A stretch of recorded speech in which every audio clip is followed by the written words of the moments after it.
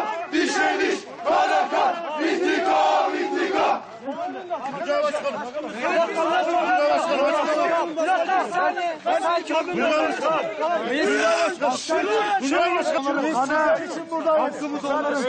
Özgürleş, uyan, diren, özgürleş, uyan, diren, özgürleş. Kana kan, intikam, intikam, dişe diş, kana kan, intikam, intikam, dişe diş, kana kan, intikam, intikam.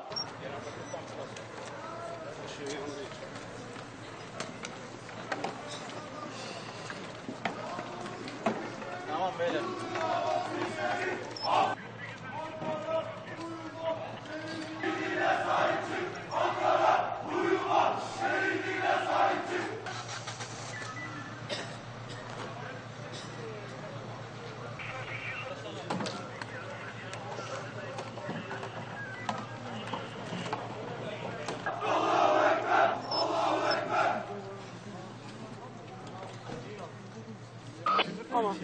Kanımız aşağıda, zafer İslam'ın. Kanımız aşağıda, zafer İslam'ın. Kanı...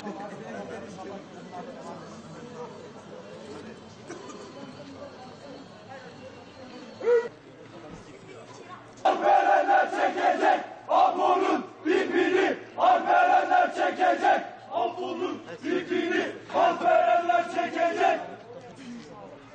Ayrım yapan kardeşlik, Türk kardeşlik, ayrım yapan kardeşlik. Apo annenin eline götür.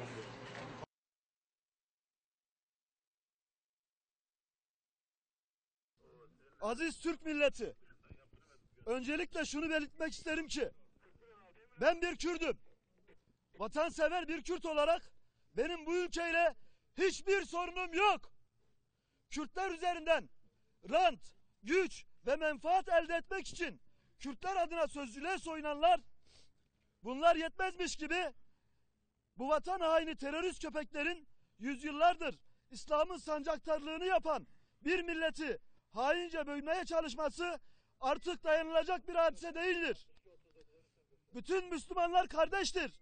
Hadis-i şerifiyle belirtildiği üzere Allah'a, peygambere ve Kur'an'a olan sonsuz sevgi ve sadakatiyle ölçülemez bir imana sahip olan Kürtler bu kafir, Allahsız ve komünist yapıya Ankara'daki Kürtler gibi Diyarbakır'daki de, İzmir'deki de, Hakkari'deki de, tüm Türkiye'deki Kürtler de bu Ermeni tohumlarına dur demek için toparlanmalıdır. Özgürleş, uyan, diren, özgürleş, uyan, diren, özgürleş.